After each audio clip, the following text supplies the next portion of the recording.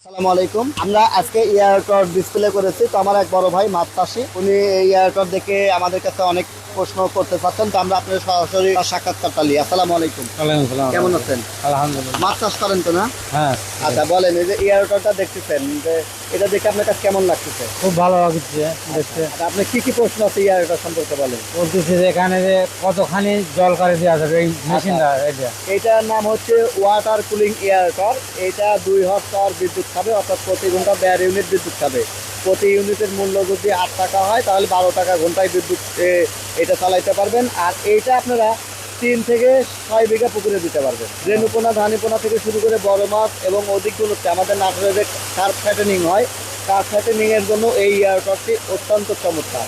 আমরা এটাকে অধিক গুণত্বে যদি মাছ থাকে, তাহলে দিনে 2 ঘন্টা চালাইতে বলি, আর রাত্রে 4 ঘন্টা চালাইতে বলি। রাত্রে সাধারণত জানেন যে মাছ মাছ হচ্ছে রাত 12টার পর থেকে। 3টার সময়। তো রাত 12টা থেকে আমরা ভোর 4টে বা 5টা পর্যন্ত এই এয়ারটরটা চালাইতে পারি। দাম কত মূল্য?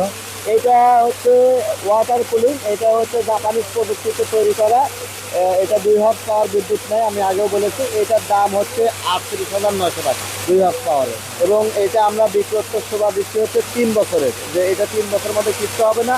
এনি প্রবলেম হলে টিএম এগ্রো এবং টিএম ট্রেডিং, আমাদের ঢাকা মিরপুর 10-এর যে অফিস, সেই অফিস থেকে সার্ভিস নিতে পারবে, অথবা নাটোরের টিএম এগ্রো অ্যান্ড ফিশারিজ থেকে এটা সার্ভিস নিতে পারবে।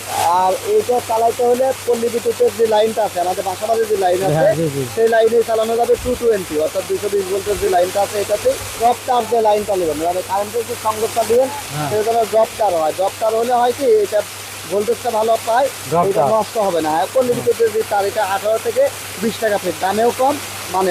আর কোনো প্রশ্ন এই বিষয়ে? আর মানে ঘনত্ব দেওয়া যাবে যেখানে জি জি।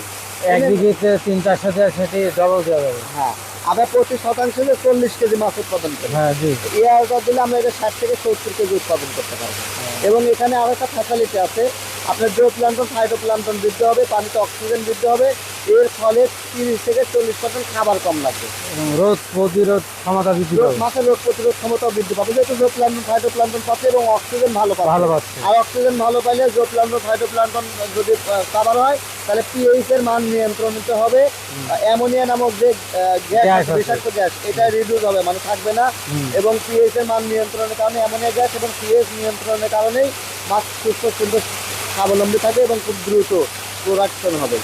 সেই সঙ্গে যে শীতকালে মাছ চাষ করেন, শীতকালে মাছ চাষের যে যে চ্যালেঞ্জিংগুলো থাকে, এই চ্যালেঞ্জিংগুলো থাকবে না। যেমন ফাঙ্গাস, ব্যাকটেরিয়া, ঘা, পচন, বিশেষ করে পাবদা, গুলশা তো শীতকালে করা খুব মুশকিল। শিং, জি, জি। এগুলো তো খুব একটা চ্যালেঞ্জিং মাছ। হ্যাঁ, হ্যাঁ। যেহেতু অধিক গুণতে মাছ করবো আমরা, শীতেও শিং, মাগুর বা পাবদা, গুলশা করতে চাচ্ছি, যারা চাষি ভাইয়েরা মিশ্র চাষ করে, এটা খুবই গুরুত্বপূর্ণ।